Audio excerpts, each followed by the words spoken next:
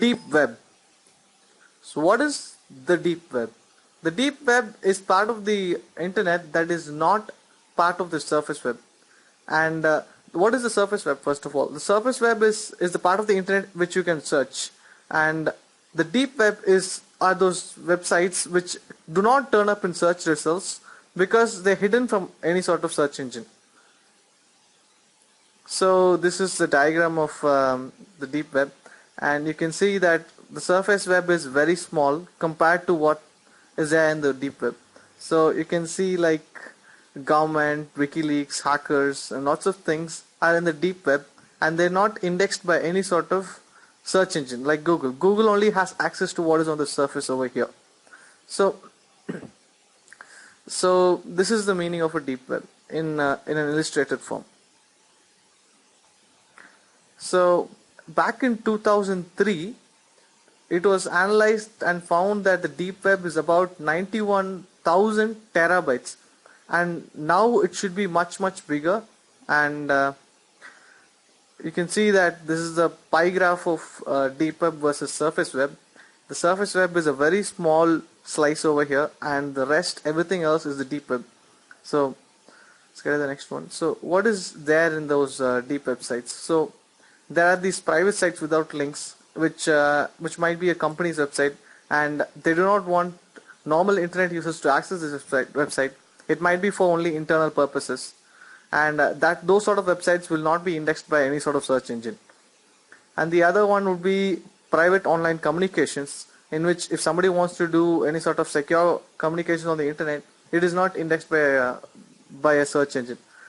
And the other one would be government related data, and then it would be databases. Databases should not be indexed by search engines, and hence they are held within the company, and they are not outside, and lot more. So how do you get into the dark web? So there are multiple ways to get in the dark web. One is using something called Freenet or Dondu Fox, and the other two very famous one is I2P and using the Tor network. So what is there in the dark web? There are lots of people who abuse the dark web, and some of them are like drug dealers, human traffickers, assassins, professional and amateur hackers, fishers, whistleblowers, and money launderers, and lot more things. So anything that cannot be publicly advertised on the surface web is sold on the dark web. So Tor has a function called hidden services. What it essentially is that it hides the main server from which it is running, and only a person who has the Tor web browser can access these websites, and even the people who access the website will not be able to find the end IP address of the server which is serving these pages. So it is impossible to trace the person who's owning the website. So how do you explore the hidden services? So first of all, you need to have Tor browser installed, and the very first pages you might visit is the hidden wiki. The hidden wiki contains links to lots of Tor websites. Any sort of hidden website in Tor will end with a .onion prefix. So it'll be a hash.onion, and this is the link for hidden wiki. So the hidden wiki has lots of links to lots of websites.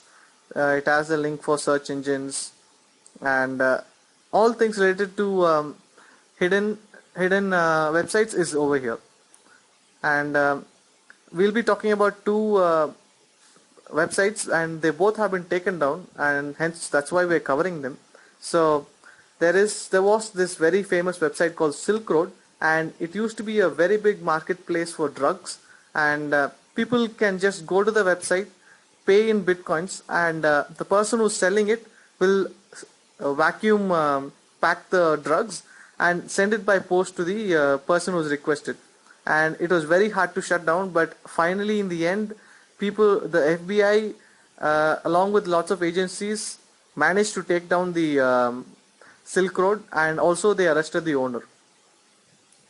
So another very famous site which was there before is Tormail, and what it did was you could access the mails only through this domain over here, and They had an external facing website which is tormail.net, but it was only used to receive and send out mails. But all mails are stored in this server over here. Hence, all your email communications used to be safe. But then I think Tormail was taken down by the law enforcement agencies, and they've not yet come back. So this is what Tormail looks like. It's just like a normal mail, but it's very, very anonymous. So these are just two examples of sites on the hidden internet, and there are a lot more, but we'll not be showing demonstration of them.